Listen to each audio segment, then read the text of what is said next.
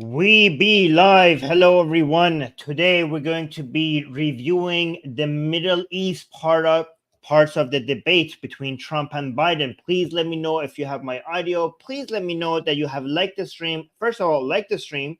Then let me know in the live chat that you have liked the stream, so I know that you guys are doing it, so other people can see that you're doing it, so that more people end up watching the stream. Also, let me know in the live chat if you watched the debate or if you watched highlights of the debate. I want to know how many people here I've already seen some parts of the debate, so that will give me a better understanding of how should we go about this. Like, should I highlight some of the parts that was maybe some of you missed, or like a lot of you haven't seen, because the debate was incredible. It was a bloodbath. And before I get into the debate, let me actually see D is here. Hi D. I see Angry Keyboard Warrior is here. I see CSG is here. See it is here. Okay, people are saying they watched it live. Okay, all right. So is anyone here that hasn't watched the debate? So Uzair is saying liked, audio is clear, watch the debate. Wow, answering all my questions. Thank you so much. Seems like it's less intellectual and more entertainment. Well, that's the point of these debates. But here's the thing, guys.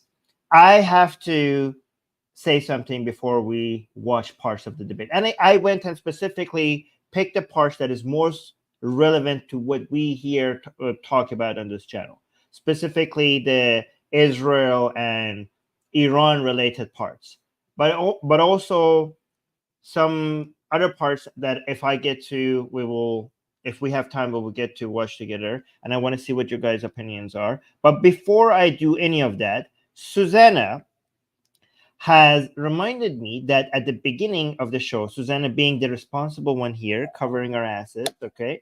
Thank you so much, Susanna, for reminding me of having to say this before the stream, is that I am here. I'm not endorsing any of these candidates, okay? We're just analyzing here. We're just like, we do this all the time. Politicians speak and we analyze what they say and see how much of it is nonsense and how much of it is true, right? We're just a continuation of what Atheist Republic does all the time. And we're just analyzing the debate. I'm not endorsing any of these candidates. And anything I say here does not represent the views of Atheist Republic as a whole. These are just my opinions about what each of these candidates says. Okay? I put that out of the way. Check. All right? Cool. So let's bring the part of the debate. There's two parts of the debate that I want to highlight the most. One was in the middle, where they asked the question about Israel. And then there's another part at the end of the debate, which was the closing remarks, where Iran was mentioned heavily by Trump. So those are the parts that we're interested in. Let me see what you guys are saying. Somebody's saying, isn't it going to be the full review of the entire debate? Well, no, because that will take forever. Again, this channel focuses on religion and Middle Eastern politics and Islam and, other religions, mostly Islam. So we are doing those parts that is the most interesting to us here at this channel. So let me know if you guys want me to review other parts of the debate as well. It's not really the focus of this channel. Like, I'm not going to do like what are they doing for climate change. That's not what this channel is focused on. I mean, I'm interested in all of the debate, but yeah. Anyways, let's get to this part of the video that was about Israel. Thank you. Moving on to... Wait, somebody's saying Armin is a Bernie Sanders fan? No, I am not. Okay. I used to, like his focus on reducing harm to, I used to like the fact that he focused so much on Yemen and the human rights violations there, but his economic policy is a disaster, and also he's too anti-Israeli. Anyways, let's watch this. Thank you. Moving on to the Middle East. In October, Hamas attacked Israel, killing more than 1,000 people and taking hundreds of hostages. Among those held and thought to still be alive are 5 Americans. Israel's response has killed thousands of Palestinians and created a humanitarian crisis in Gaza. President Biden, you've put forward a proposal to... Wake up, man. Wait, are you here with us? put forward a proposal to resolve this conflict, but so far Hamas has not released the remaining hostages, and Israel is continuing its military offensive. And look at, why is he like this? Why is he like this? By the way, I really want to say I think this is such an insult to this man. This guy used to be so sharp. Like, his legacy is ruined. People are not going to remember him for all the other things he has done. I mean, like him or hate him, okay, I don't know whether your politics is against Biden or in favor of him. You can't deny this guy was sharp. This guy was an effective politician. He was a sharp debater. He was so good. Like, I mean, good in the sense, like, okay, I don't care if your politics is in line with Biden or against him, but if you go watch videos of this man, even just a few years ago, let alone like decades ago, you could see how amazing this guy was at talking, at debating, at making, effectively changing things in the direction that he wants. And that was his legacy. But now nobody's going to remember that. I mean, most people are going to remember him like this. Look at him. Look at him. Like, this is beyond elder abuse. Like, what a shame. Like, his family is always going to be remembered as people who encouraged him to do all of this for the sake of I don't know what. Like, any loving member of my family would, like, if I was at this stage, they would, like, not let me do this. Right? It's not just a shame for Joe Biden. It's also a shame for his entire family that didn't stop this, like, especially his wife. But it's not, and it's not just elder abuse, because the guy is obviously being tortured. But it's also the fact that this is like, look at that face. That's what people are going to remember forever. Like, he looks like he doesn't know where he is. He looks like he's asking what's happening here right now. I'm not saying that's what's on his mind, but that's what he looks. He looks like, what, where am I? Who are you? What is this? Like, look how why is his mouth open? I don't understand. This is such a shame, such an insult to this man's legacy. Hamas has not released the remaining hostages, and Israel is continuing its military offensive in Gaza. So what additional leverage will you use to get Hamas and Israel to end the war? You have 2 minutes. Number one, everyone from the United Nations Security Council straight through to the G7 to the Israelis and Netanyahu himself have endorsed the plan I put forward. Which has 3 stages to it. The first stage is trade the hostages for a ceasefire. Second phase is a ceasefire with additional conditions. The third phase is the end of the war. The only one who wants the war to continue is Hamas, number one. They're the only ones standing out. We're still pushing hard to get them to accept. In the meantime, what's happened? In Israel, we're finding that the only thing I've denied Israel was 2,000-pound bombs. They don't work very well in populated areas. They kill a lot of innocent people. We're providing Israel with all the weapons they need and when they need them. And by the way, I'm the guy that organized the world against Iran when they had a full-blown intercontinental ballistic missile attack on Israel. No one was hurt. No one Israeli was accidentally killed, and it just stopped. We saved Israel. We are the biggest producer of support for Israel of anyone in the world. And so there are 2 different things. Hamas cannot be allowed to be continued. We continue to send our experts and our intelligence people as to how they can get Hamas like we did bin Laden. You don't have to do it. And by the way, they've been greatly weakened, Hamas, greatly weakened, and they should be. They should be eliminated. But you've got to be careful for using certain weapons among population centers. That was so bad. Okay, so this is both in the claims that he's making. He said so many. First of all, his presentation is horrible. Like, it's really it's painful to listen to this man. Okay, but beyond his presentation skills, I mean, I can't blame him. I don't know if I would probably sound worse than this guy if I was this age right now, right? I don't know. Hopefully not. I'm actually not taking good care of my health. I hope this doesn't happen to me. But these were all wrong. Like every single point that he made is wrong. Again, let me see what Trump says here. Back to Ukraine for. So Trump is going to go back to Ukraine, which we're not going to cover much. We're just going to, and he's going to talk about Ukraine, and then he's going to quickly talk about Israel and Hamas, which is a shame. I was really hoping that Trump would speak more about this whole Hamas and Israel stuff. But let's see, once he finishes the Ukraine stuff, once he goes back to Hamas, what does he say about that? 1 second. No, actually, yeah, let's see what Trump has. We have an ocean separating us. The European nations together have spent 100 billion, or maybe more than that, less than us. Why doesn't he call them and say, you got to put up your money like I did with NATO? I got them to put up hundreds of billions of dollars. The Secretary General. Look at him. Why are you looking like that? Close your mouth. Again, I know these things think like you guys might think this doesn't matter, Armin. Focus on the substance. What are you talking about? People care about these things. These things affect voting. Look at how he looks. Look at the way he's looking at him. Like that. Close your mouth. Like, have you guys not practiced? You guys knew what this is going to happen. Did you not have like a Trump, somebody to represent Trump to debate this with Biden? And did he look like this during your training as well, during your practice runs? Did none of your advisors tell you to, like, don't go and look into the distance, like you look like a dead fish? Look at him. Close that mouth. You look weird. You look shocked. You look like you're confused. You look confused. Oh my God, what's wrong with him?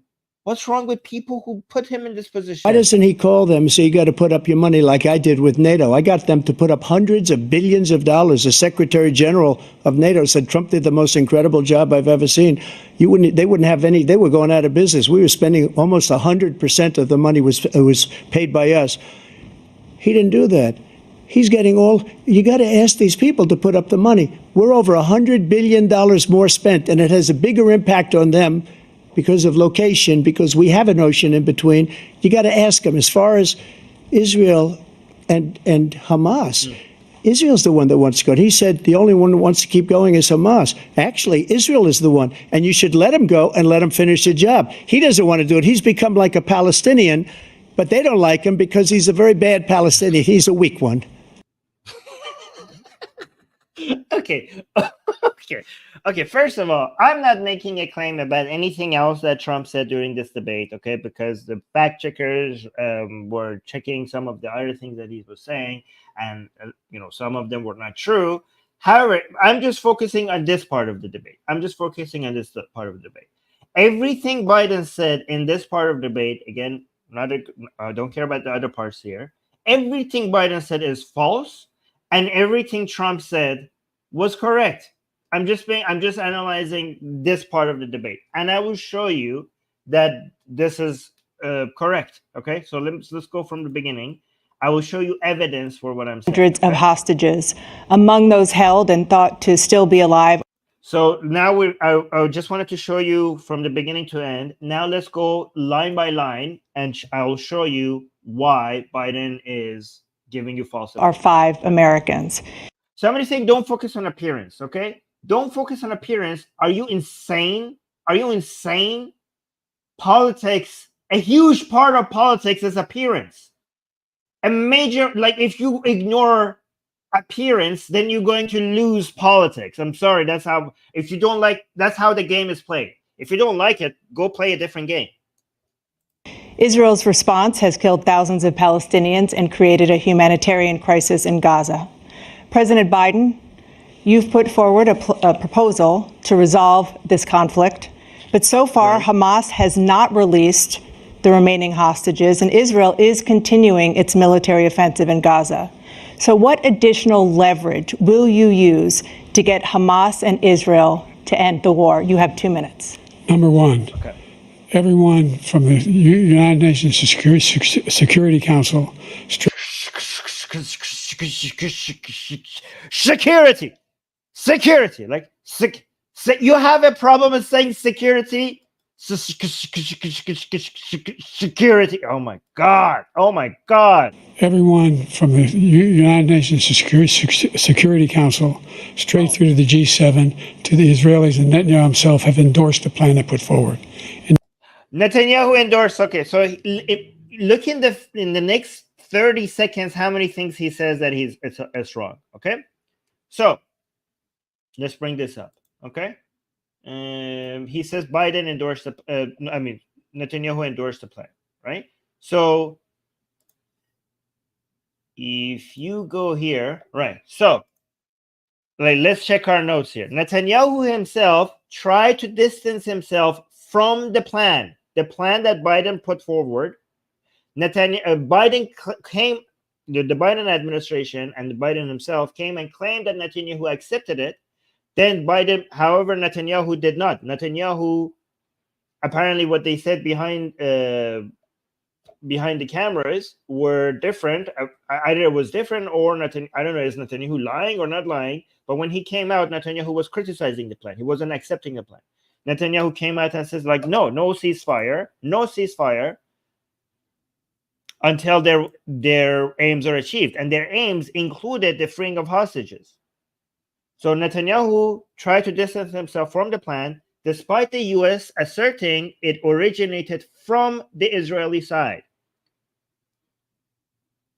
He reiterated his long-standing position that the destruction of Hamas military and governing capabilities, the release of all hostages, and the word all is important here because I will go through Biden's three-step plan with you so that you can see Biden is either lying here or he's just misinformed. So Hamas's the destruction. So one, the destruction of Hamas's military and governing capability. This is what Netanyahu was saying.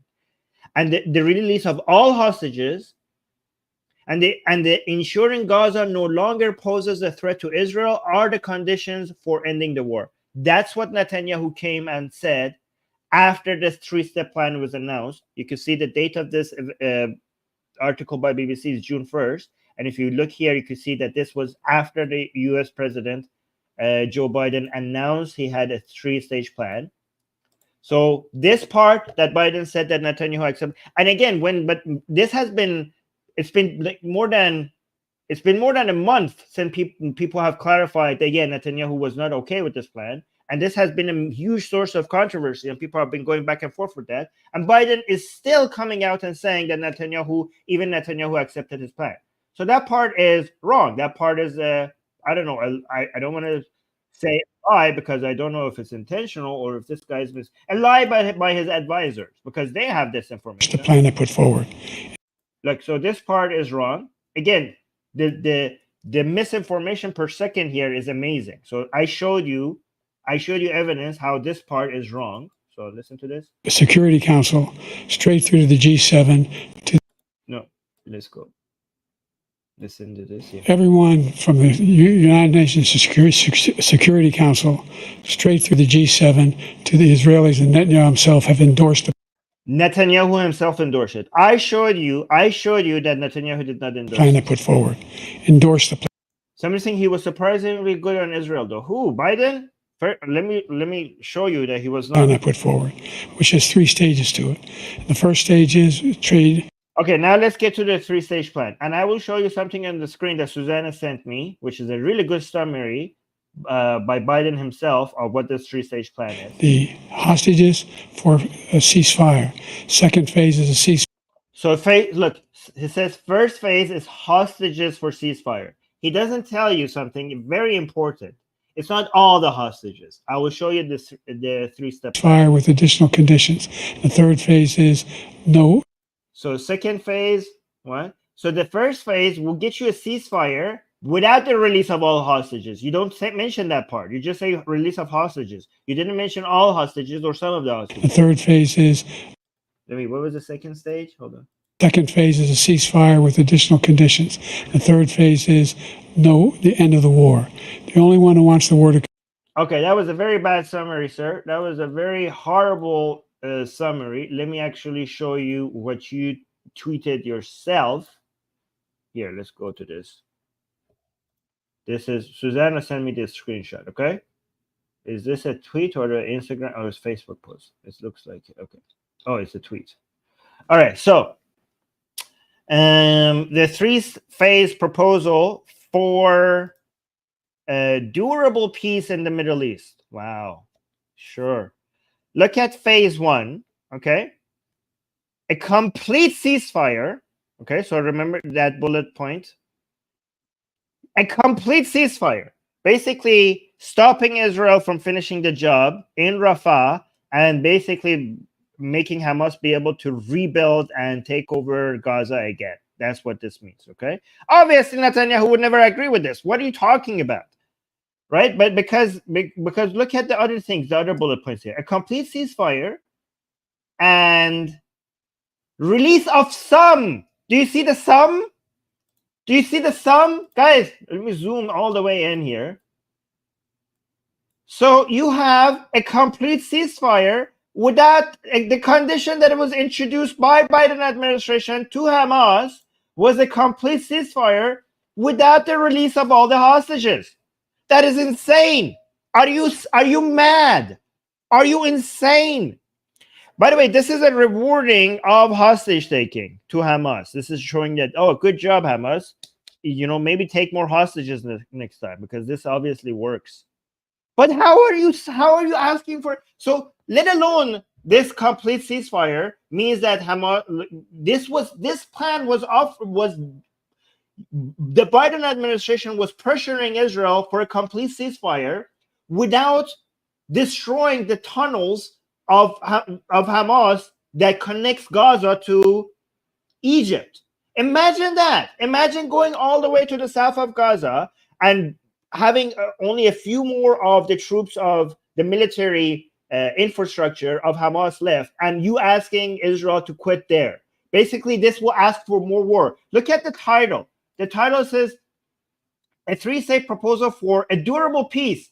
A durable peace. You will get a durable peace when Israel manages to actually destroy the tunnels and the military infrastructure that Hamas has in the south of Gaza. But you were asking Israel to stop that when they were almost done. And especially the tunnels, the most important tunnels that connects Gaza to Egypt were not destroyed. That's when you were asking for a ceasefire. But that first bullet point by itself is insane, but it's even more insane by the third bullet point, which says release some of the hostages, because the rest of the hostages being released comes in phase exchange for the release of the remaining living hostages. That comes in phase 2. And that doesn't even give you like the dead bodies. Final, like phase 3 gives you final remains of hostages. So you want absolute ceasefire, and then after absolute ceasefire, basically giving Hamas everything they want, and then only after that phase that Hamas should be kind enough to maybe release some of the other hostages. Why would they do that, by the way, at that point? I don't understand. This is insane. So, yeah, no, this is a horrible plan. Let's go back to the video. Where are we with this video? Is Hamas, number one. They're the only ones standing out. We're still. Okay, so let's go. He just talks. It's so painful to listen. Continue as Hamas, number one. They're the only ones standing out. We're still pushing hard to get them to accept. In the meantime, what's happened in Israel? We're finding. Wait, did he finish his phase 3? Like, I don't know. With additional conditions. The third phase is the end of the war. The only one who wants the war to continue is Hamas, number one. They're the only ones standing out. That part. This is like, that was the second line that he said. First of all, he doesn't even know his 3-step plan. The third step is the end of the war. What are you talking about? That your complete ceasefire was on your phase 1. I don't think he even knows his own 3-step plan. Okay, but now look at his other line. The only one who wants the war to continue is Hamas. The only one who wants the war to continue is Hamas. Are you sure about that, sir? Are you sure about that? Okay. Let's bring exhibit number 3. Again, the amount of misinformation in a few seconds is insane. So this is Pew Research. This is from May 30th, 2024. And look at these numbers. Look at these numbers, okay? Israelis. So it says Israelis are divided over the country's military response against Hamas. But look at the division. Look at the actual division. So 39%, okay.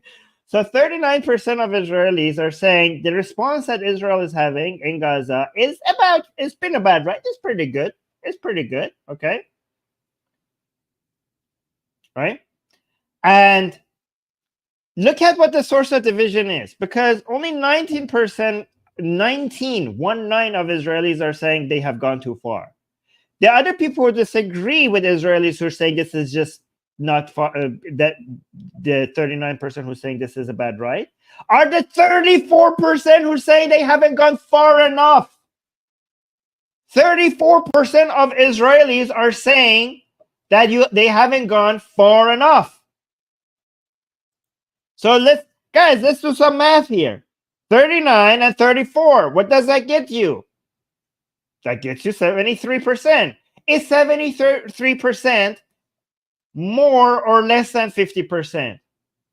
How's your basic math? That's more than 50%. That would make it a majority. Right? So according to Pew Research Center, which is one of the most credible sources that anyone ever could have access to, 39% of Israelis say Israel's military response against Hamas in Gaza has been about right, while 34% say it has not gone far enough. This what does it say? That the majority of Israelis, 73%, either think the military response has been appropriate or should be more aggressive. More aggressive. 73%, sir. 73%. I agree with them. Again, let's zoom in a little bit here so you guys can see this graph. Oh, where happened? Where did the graph go? Properly. So, and they're correct, because sometimes to get peace, you have to have war. The Americans should know that, given their experience in World War II. So what is he saying? Only Hamas wants to continue the war? No, that's wrong. Israelis want to continue this war because they want a response. They want to be able to destroy the people who came and killed their civilians. Because you have to demonstrate your deterrent capabilities if you want less war. Because when you fuck around, you have to find out, or else you're going to fuck around some more. Especially with a group that they said that they're going to continue doing October 7th over and over again if they could. Obviously, you have to have a response, and the response should be the absolute destruction of your military capabilities. Anything short of that is a betrayal to the Israeli people. It's you as a government not doing what you're supposed to do, which means protecting your citizens and showing your deterrent capabilities when you fail to do so. Obviously. So, no, Mr. Biden, it's not Hamas that wants to continue the war. It's the Israeli citizens who want to continue the war. Maybe somebody should, I don't know who's briefing you. Are you lying, or people are not giving you this information? This information is public. The only one standing out. We're still pushing hard from. So let's listen to after seeing that data, listen to this lie here, because it's obvious. Like when I'm showing you evidence that he's wrong. The third phase is the end of the war. The only one who wants the war to continue is Hamas. So, yeah, did I not show you that that's wrong? I show you that that's wrong. I fact-checked. Number one, they're the only ones standing out. We're still pushing hard from. Even if you think the ceasefire, like we should have ceasefire, even if you think that they shouldn't want to continue the war, you have to admit that Biden here is misinforming you. To get them to accept. In the meantime, what's happened? In Israel, we're finding that the only thing I've denied Israel was 2,000-pound bombs. They don't. The only thing I denied Israel is the 2,000-pound bombs, okay? No, actually, you denied Israel the F-15 planes as well, I think, yeah. Hold on. Do I have that?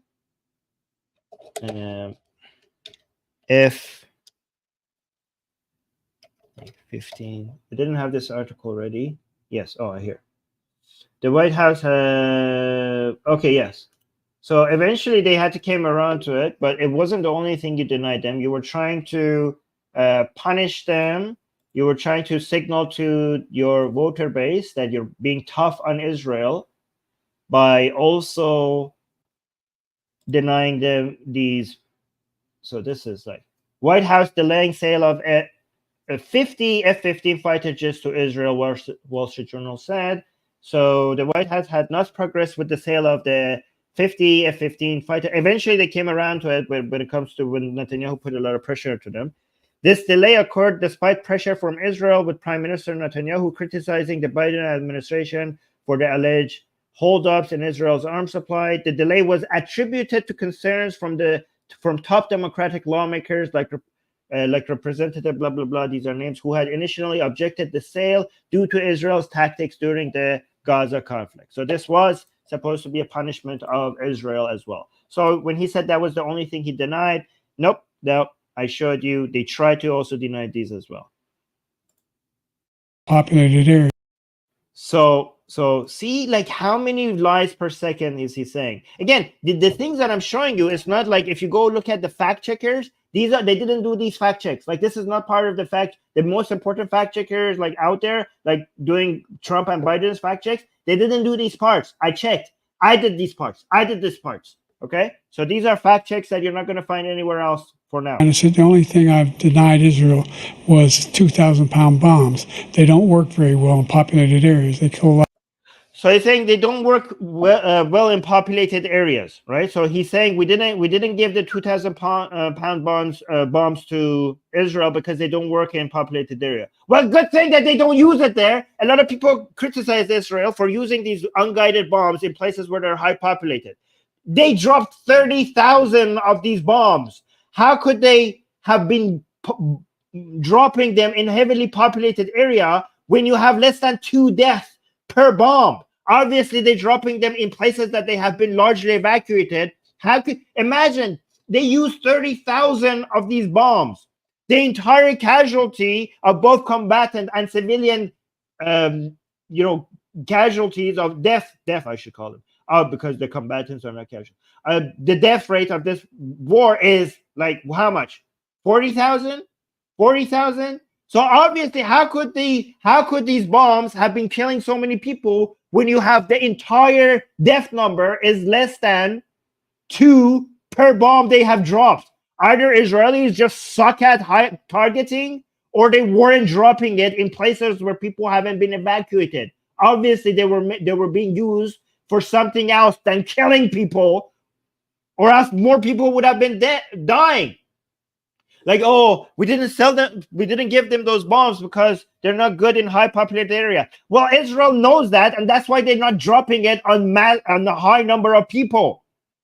Why wouldn't you trust Israel with that? Given that here's the thing, you fought ISIS in Iraq and Syria. Israel is fighting Hamas in Gaza.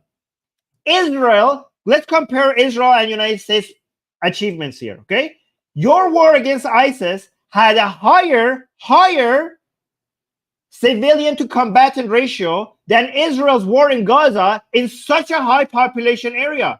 Even though their enemy is using human shields, even though their enemy is not wearing uniforms, even though their enemy is in the middle of a population with the second highest population density in the world, they have managed to achieve a lower civilian to combatant ratio than United States in Syria and Iraq when you were fighting Israel that didn't have that population density, that your enemy wasn't using human shields. So maybe trust the Israelis to know how to use these bombs without having such high civilian death ratios compared to combatant. Maybe they know how to use them. Maybe you should be supporting Israel instead of coming up with excuses, given that their performance was better than you.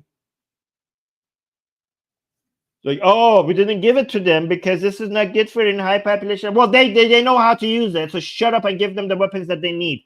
If you want this war to end faster, then give Israelis what they need. But this is just a virtue signal to your voter base. You know Israel is effective at using the weapons that they have. So they know how to use these things. So this is not based on reality. This was just because you have an anti-Semitic, anti-Israeli Wilter base, and you were just like trying to be acting tough on them to show like, oh, you're being tough on Israel. That's all this was. And now you have to regret it because you understand that the Jewish people in United States, they have actually a lot more influence on voting than these idiots. So now you have to work about like, oh, I'm sorry, that's the only thing that we didn't give them because we think it doesn't work. You were trying to punish them. They know what works and what doesn't work. Innocent people. We're providing Israel with all the weapons they need and when they need them. And by the way, I'm the guy that organized the world against Iran when they had a full-blown intercontinental ballistic. Yeah, shut the hell up. This is like that whole idea when Israel was attacked by Iran, the United States came in protection of Israel, and yes, it was very effective. But that is United States military operations, protection of Israel, regardless of who the president is. Okay, this was not you uniting. Oh, you were being so effective. And first of all, the other countries coming in, it was mostly also symbolic, right? But if it comes to uniting, when it comes to uniting countries around that region against the Islamic Republic of Iran, Trump started that with the Abraham Accord, and credit to you, you continued it. But that whole unification of the countries around that region against the Islamic Republic, that started with the Abrahamic Accords, which started with Trump. That the normalization of countries cooperating with each other in support of Israel, even Arab countries and Islamic countries there, that wouldn't have ever happened if the normalization didn't start with the Abrahamic Accord. And the operations being successful, that is more credit to United States military operations, its military units than any president, because that will happen regardless. All administrations in the United States are committed to protecting Israel using all the forces they have there. So yeah, don't take credit for that. If you want to take credit for politics and bringing countries together, you have to look at the guy that is right next to you, because nobody imagined before the Abrahamic Accord, nobody imagined Arab countries coming in and uniting with Israel against the threat that is the Islamic Republic of Iran. Missile attack. Again, guys, I'm not endorsing anybody here. I'm just stating the facts, because like the other parts of the debates, I'm not reviewing that. I mean, there's a lot of misinformation by Trump in some other areas. But when it comes to the Middle East part, I'm just telling you how it is based on these few seconds that they talked about Iran and Israel. On Israel. No one was hurt. No one Israeli was accidentally killed. No, okay, so he had to correct himself, because that would have been a lie. There was a child, there was an Arab Muslim child in Israel that was hurt, severely injured. So that one person is very important, but accidentally killed, that's a weird way to phrase it, because it's not an accident. They threw missiles and drones at you. They were intending to kill people. But okay, yeah, no Israelis died. And it just stopped. We saved Israel. We are the biggest producer of support for Israel of anyone in the world. And so there are two different things. Hamas cannot be allowed to be continued. We continue to send our experts and our intelligence people as to how they can get Hamas like we did bin Laden. You don't have to do it. And by the way, they've been greatly weakened, Hamas, greatly weakened, and they should be. They should be eliminated.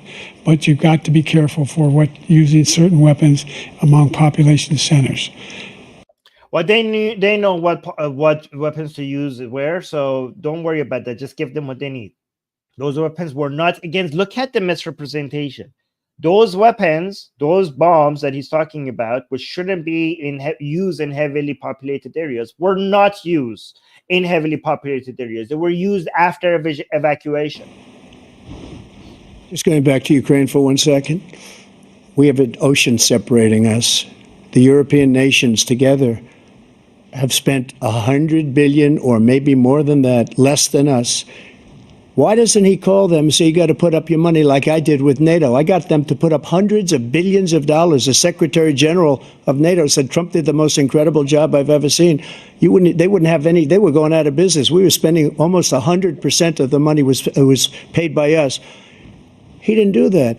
He's getting all, you got to ask these people to put up the money. We're over $100 billion more spent, and it has a bigger impact on them because of location, because we have an ocean in between. You got to ask them. As far as Israel and Hamas, Israel's the one that wants to go. He said the only one that wants to keep going is Hamas. Actually, Israel is the one, and you should let him go. Yes, yeah, that's like, I mean, I showed you the poll numbers, I showed you the evidence. He's correct. Like, actually, if Israel wants to continue the war, yes, they do, and they have every right to. They should continue the war. Hamas. Actually, Israel is the one, and you should let him go and let him finish the job. He doesn't want to do it. He's become like a Palestinian, but they don't like him because he's a very bad Palestinian. He's a weak one. Oh God, this guy. Okay, so you have to admit Trump is amazing, and you know, when it comes to comedy, when it comes to lines that just hit hard, he is very effective at it. He says like he's like a Palestinian, but honestly, not even Palestinians want him. He's like a Palestinian, but not a very good one. Even Palestinians don't want him. Oh my God. Oh, that is brutal. That is brutal. You just wiped the guy, like you destroyed him. Like this wasn't even a fair fight. Honestly, you have like a guy that doesn't even know where he is, doesn't know what he's saying, doesn't sound coherent at all, against somebody that is, I don't know, better than 99.9% at people at just, you know, thinking really quick and just dropping one-liners like that. Very effective at comedy, very effective at just destroying your enemy with just one line. You know, it's not a fair fight. This was a bloodbath. This was a bloodbath. Let's look at the next video, because this is the Iran part. This is the closing remarks of Trump, and I want to highlight this part because Iran was mentioned. Biden, President Trump, you now have 2 minutes for your closing statement. Like so many politicians, this man is just a complainer. He said, we want to do this, we want to do that, we want to get rid of this tax, that tax. But he doesn't do anything. He doesn't do, all he does is make our country unsafe by allowing millions and millions of people to pour in. Our military doesn't respect him. We look like fools in Afghanistan. We didn't stop Israel. It was such a horrible thing that would have never happened. It should have never happened. Iran was broke. Anybody that did business with Iran, including China, they couldn't do business with the United States. They all passed. Iran was broke. They had no money for Hamas or Hezbollah, for terror, no money whatsoever. Again, Ukraine should have never happened. He talks about all this stuff, but he didn't do it. For 3.5 years, we're living in hell. We have the Palestinians and we have everybody else rioting all over the place. You talk about Charlottesville. This is 100 times Charlottesville, 1,000 times. The whole country is exploding because of you, because they don't respect you, and they have to respect their president, and they don't respect you throughout the world. What we did was incredible. We rebuilt the military. We got the largest tax cut in history, the largest regulation cut in history. The reason he's got jobs is because I cut the regulations that gave jobs, but he's putting a lot of those regulations back on. All of the things that we've done, nobody's never seen anything like, even from a medical standpoint, right to try, where we can try space-age materials instead of going to Asia or going to Europe and trying to get, when you're terminally ill, now you can go and you can get something. You sign a document. They've been trying to get it for 42 years. But you know what we did for the military was incredible. Choice for our soldiers, where our soldiers, instead of waiting for 3 months to see a doctor, can go out and get themselves fixed up and readied up and take care of themselves, and they're living. And that's why I had the highest approval rating in the history of the VA. So all of these things, we're in a failing nation, but it's not going to be failing anymore. We're going to make it great again. Thank you, former President. All right, so for the sake of this show, we only want to fact check the part that is about Iran. So let's go to the Iran part and fact check that. This tax, that tax. But he doesn't do anything. He doesn't do, all he does is make our country unsafe by allowing millions and millions of people to pour in. Our military doesn't respect him. We look like fools in Afghanistan. We didn't stop Israel. It was such a horrible thing that would have never happened. It should have never happened. Iran was broke. Anybody that did business with Iran, including China, they couldn't do business with the United States. They all passed. Iran was broke. They had no money for Hamas or Hezbollah, for terror, no money whatsoever. Again, Ukraine should have. So this is the Iran part, okay? And I have to be honest here. I have to be honest. He's telling the truth. He is telling the truth. Again, I am here with receipts. Okay. So you could just, if you guys want to dig deeper into these things that I'm showing you the articles on the screen so you could go read more of it. Okay. But basically what this article is saying, that Iran pays substantial sum to, no, wait, this one. 1 second. Let me actually bring this one.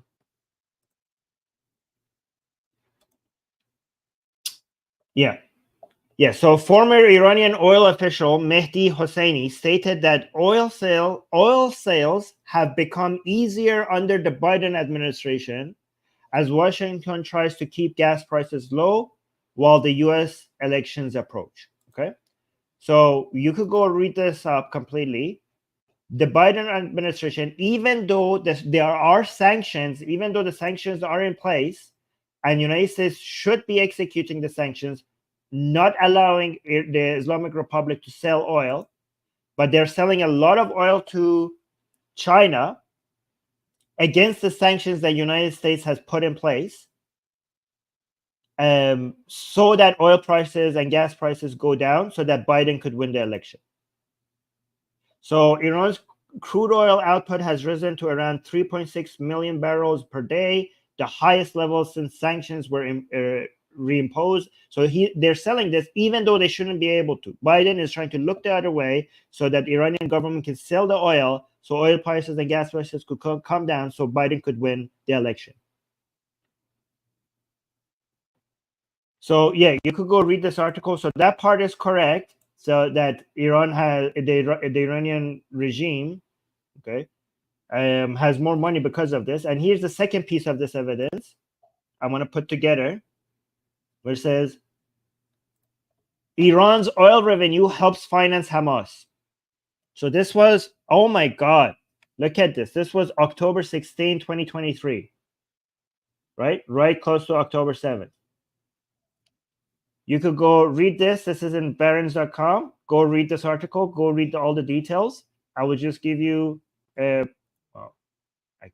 can't see the rest of it anymore. But you just saw, I'll give you the summary of what that was about. Hold on. Let me bring the Trump on the screen. Where was this? So I will, because we have to pay to read the rest, I will just read you the summary of it. Iran pays substantial sums to support terrorist groups like Hamas and uses oil revenue to fund its military industry and proxies as it escalates tensions in the region, right? So basically, Biden administration allowing the Islamic Republic to have more money with the oil revenue and the gas revenue is what funded attacks like October 7th. So I showed you two pieces of evidence that Biden administration on purpose allows the Islamic Republic to sell more oil and gas, even though the sanctions, violating the sanctions the United States itself has put in place. One. Two, I also showed you evidence that that specific revenue from that oil and gas sale goes to funding Hamas, goes to funding October 7th. So what Trump is saying is completely correct. Again, I'm not saying all the other things he said is correct, but what he said here about the October 7th attack being possible because of Biden allowing the Islamic Republic to fund these terrorist groups is completely correct. All right, so I'm going to play Biden's closing remarks, but I really need to go pee while I play this. So I'm just going to play this while I go and be right back. Okay, I'm going to play this. Just listen to this. I'll be right back. Time for the candidates to deliver their closing statements as predetermined by a coin toss. We're going to begin with you, President Biden. You have 2 minutes. We've made significant progress from the debacle that was left by President Trump in his last term.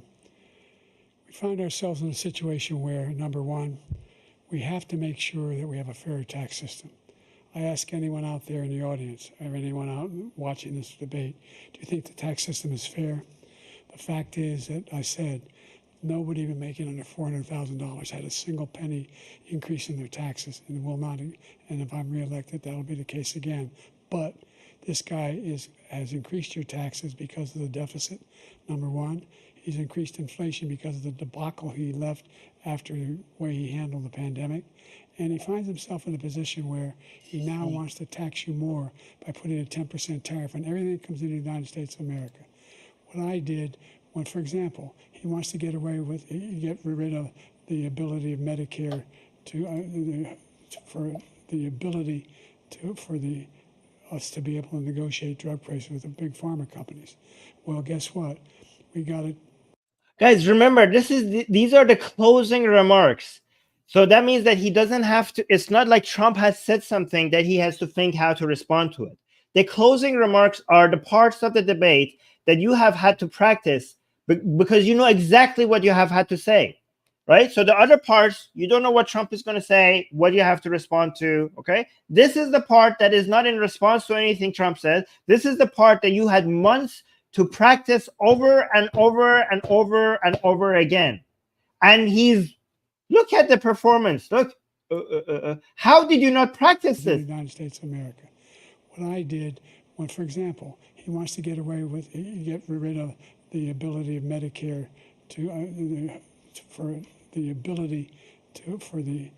us to be able to negotiate drug prices with the big pharma.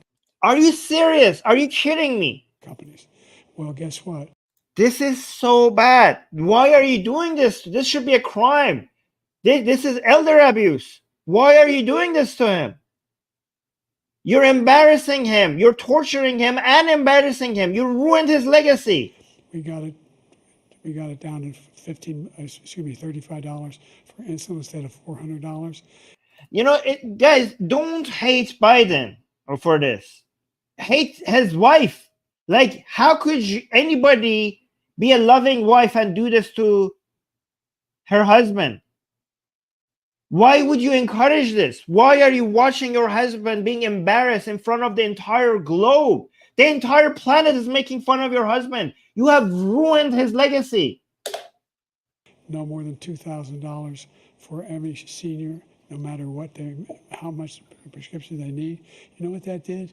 That reduced the federal debt by $160 billion over 10 years because the government doesn't have to pay the exorbitant prices. I'm going to make that available to every senior all along. It's happening now, and everybody in America. He wants to get rid of that. I'm going to make sure that we have child care. We're going to significantly increase the credits people have for child care. I'm going to make sure we do something about what we're doing on lead pipes and all the things that are causing health problems for people across the country. We're going to continue to fight to bring down inflation and give people a break. Thank you, President. Okay, let's have some fun now. Let's look at the parts of the debate that were the most entertaining. Okay. Oh my God, let's watch this part. This is so good. This is so good. This is so sad and so funny at the same time. It's dark humor. Okay, watch this part. I mean, you guys have seen this, okay? But we have to watch this together, okay? This is history, okay? These clips that you're seeing is going to go down in the most memorable parts of this year. Let's listen to this. I've changed it in a way that now you're in a situation where there are 40% fewer people coming across the border illegally. That's better than when he left office. And I'm going to continue to move until we get the total ban on the total initiative relative to what we're going to do with more border patrol and more asylum officers. President Trump? I really don't know what he said at the end of that sentence. I don't think he knows what he said either. Look.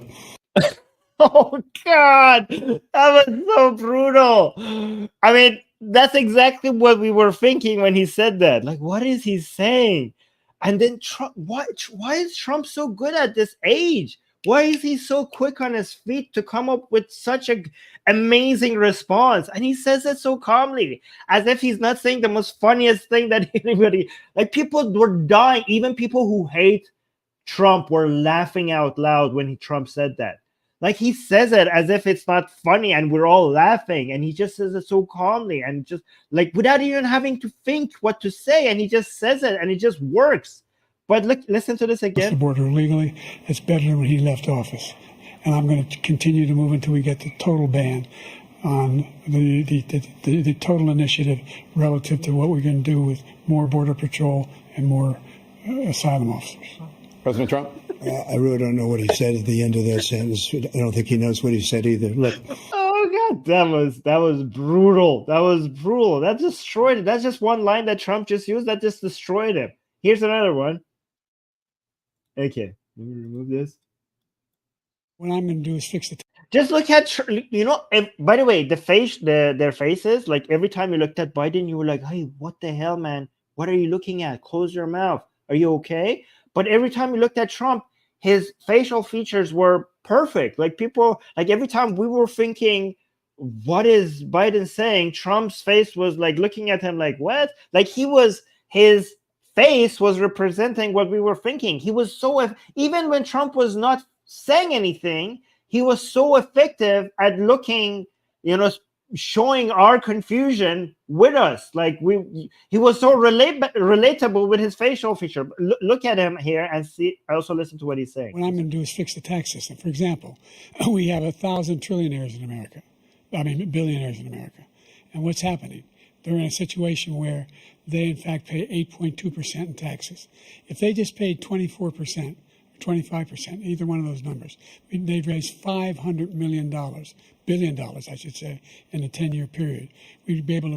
So he keeps during the debate, he kept on saying millions when he were supposed to say billions.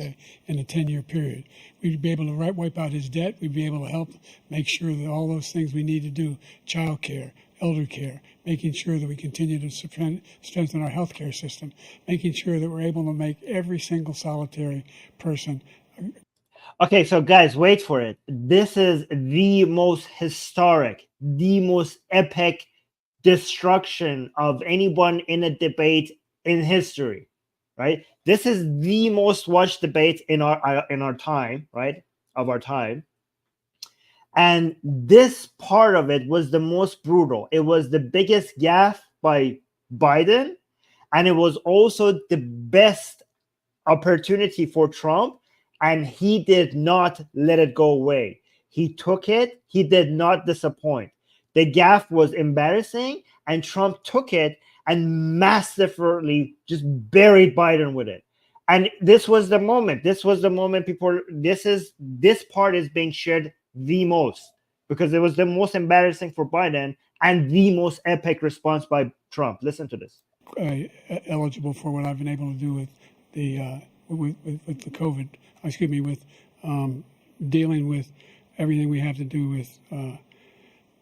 Look at Trump's face. If we finally beat Medicare. Thank you, President Biden. President Trump? Well, he's right. He did beat Medicare. He beat it to death, and he's destroying Medicare. Oh, my God. Oh, my God. That is too much. That is so unfair. We beat Medicare. What are you saying? What are you saying, Biden? You beat Medicare? And Trump was like, no, he didn't. Trump, why is he this good?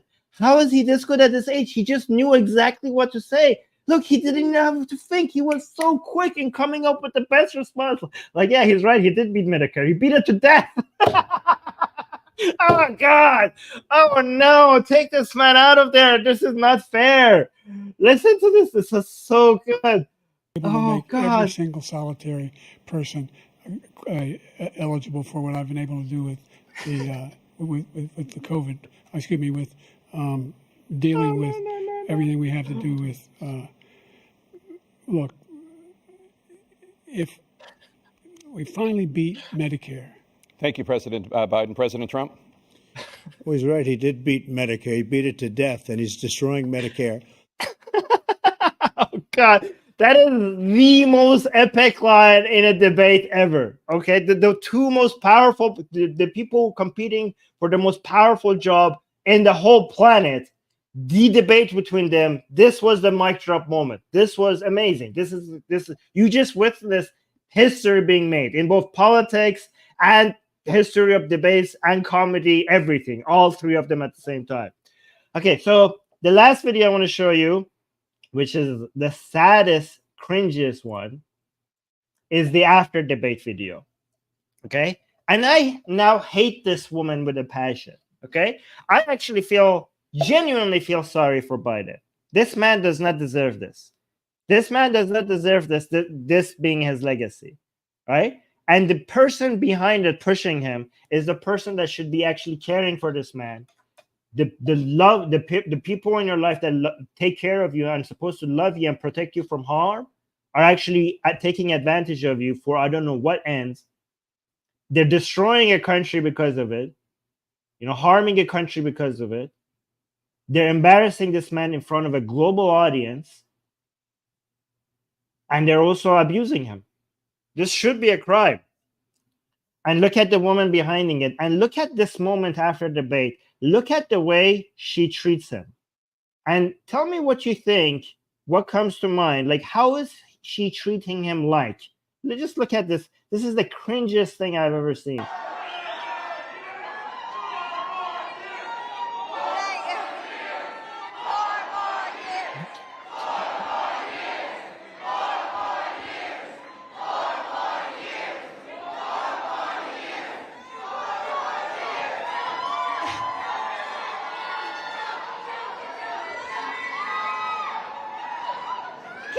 I can't thank you all enough for staying and for being here and for all your support.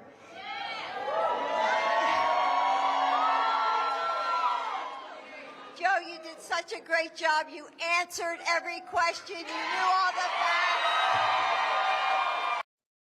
What the hell are you doing? Jai, little Jai, you did such a good job. He's a lollipop. Oh, you answered all the questions. Really? You answered all the questions?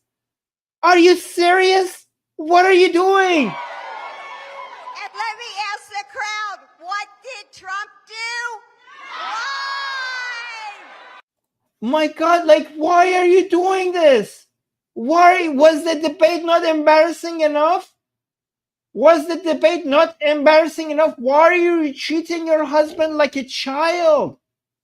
Yeah, and a lot of you said that, like, yeah, like a toddler, like a kid. That's what a lot of you said in the live chat. Biden is completely infantilized. Yes, exactly. Look at this. This is pure cringe. Look at it. Listen to this again. I can't thank you all enough for staying and for being here and for all your support.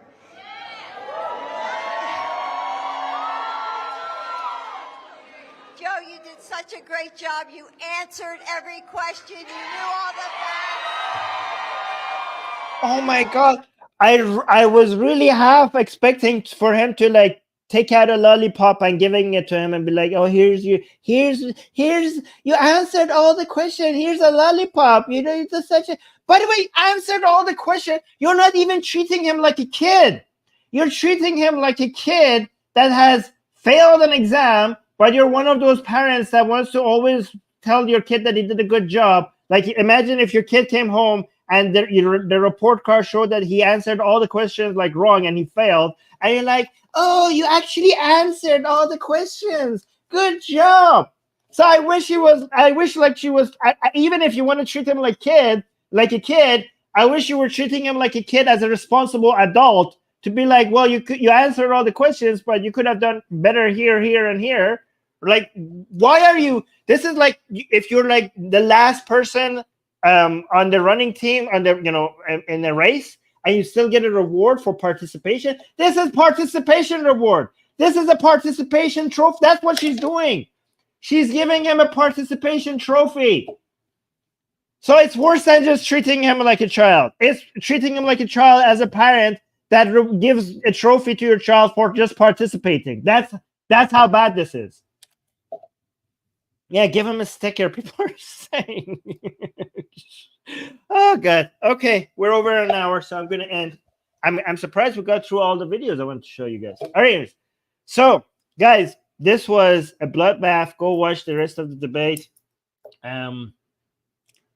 Is correct. I just wanted to make sure that we highlight the Israel and the Iran related parts, and we did that. Oh, somebody, Angie, thank you so much. By the way, Alfred is highlighting your comments. Thank you so much, Alfred, for highlighting people's comments so that they get to be part of the show. Guys, your comments is now also, it's not just my opinion. When you watch Atheist Republic, you don't just listen to me, you also see the comments of the community. So thank you for that, for doing that, Alfred. And wait, hold on, Angie, I want to read Angie's comment. Angie's saying, I can't donate today, but at least I can do, but the least I can do is to ask all of you on the stream to like. Yes, please, guys. No, you don't need to necessarily support us financially. You could support this channel with the low price of $0.00. You could support us by liking the stream, by leaving a comment after the stream is over, by subscribing, by hitting the bell notification, and most importantly, the most effective thing you could do is to go tell your friends and your enemies and everyone else to come and check Atheist Republic on YouTube. It's key for you to say on YouTube, okay? Atheist Republic's YouTube channel. Tell people to come and subscribe to this channel. This channel is growing insanely fast, and we need to keep going this way. So please do that. I think we're going fast because you guys are liking and commenting and telling people to come here, okay? So thank you to everybody who's doing that. And I'm going to go get ready for my Persian show. I have a I'm going to do the same content on the Persian show for our Iranian audience, okay? So I'm going to go get ready for that. Thank you all. Like and subscribe. See you on the next stream. Bye.